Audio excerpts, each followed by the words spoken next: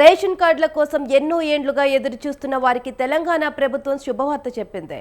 కొత్త కార్డుల కోసం మీ సేవా సెంటర్లలో దరఖాస్తులను స్వీకరిస్తోంది. దీంతో జనం మీ సేవా సెంటర్లలో బారులు తీరుతున్నారు. హైదరాబాద్ నగరంలోని మీ సేవా సెంటర్లు జనంతో కిక్కిరిసిపోతున్నాయి.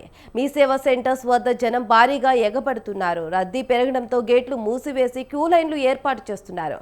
కొన్ని సెంటర్ల వద్ద 10 మందిని లోపలికి అనుమతిస్తున్నారు మీ సేవ నిర్వాహకులు.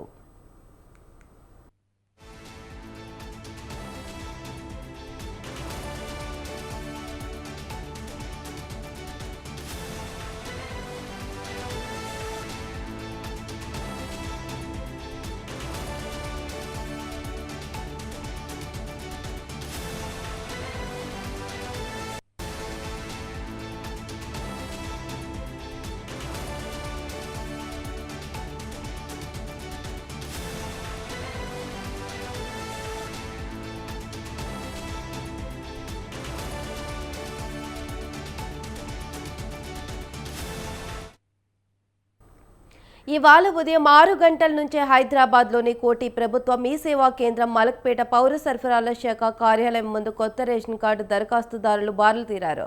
గంటల తరబడి క్యూ లైన్లో ఉన్న అధికారులు కనీసం పట్టించుకోవడం లేదని ప్రజలు ఆవేదన చెందుతున్నారు. మరోవైపు మీ సేవలో సరిపడా స్టాఫ్ లేక పనులు నెమ్మదిగా సాగుతున్నాయి. అప్లికేషన్ ఫామ్ తీసుకున్న తర్వాత 4 గంటల సేపు వెయిట్ చేయించి లోపలికి పిలుస్తున్నారు నిర్వాహకులు.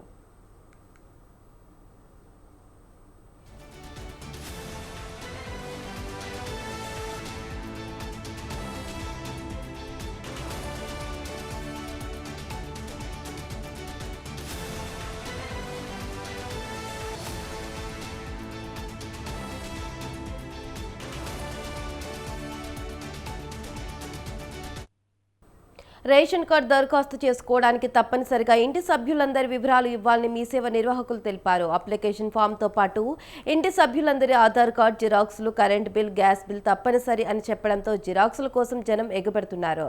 రేషన్ కార్డు అప్లికేషన్ ఫీజును 50 రూపాయలుగా నిర్ణయించింది ప్రభుత్వం. ప్రజాపాలన లిస్టులో పేరు రాకపోవడంతో మళ్లీ మీ సేవా సెంటర్స్లో అప్లై చేసుకుంటున్నారు జనం.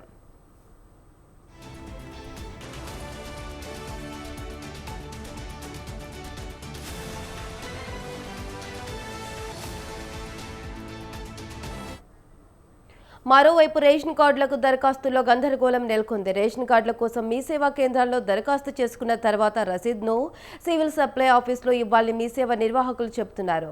దీంతో ప్రజలు రసీదులు తీసుకుని సివిల్ సప్లై కార్యాలయానికి వెళ్తున్నారు. 2 చోట్ల గంటల కొద్దీ వేచి ఉండాల్సి వస్తుంది.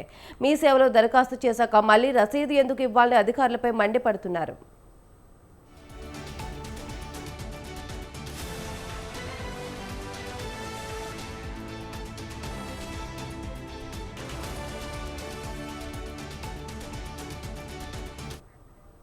కాంగ్రెస్ పార్టీ అధికారంలోకి వచ్చాక నూతన రేషన్ కార్డుల జారీ ప్రక్రియలో వేగం అందుకుంది.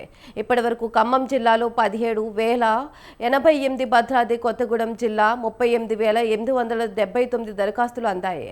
ప్రస్తుతం వీటిని ఆన్లైన్లో నమోదు చేస్తున్నట్లు అధికారులు తెలిపారు. ఈ ప్రక్రియ ముగిసిన తర్వాత అర్హులు ఎవరనేది తేల్చనున్నట్లు చెబుతున్నారు.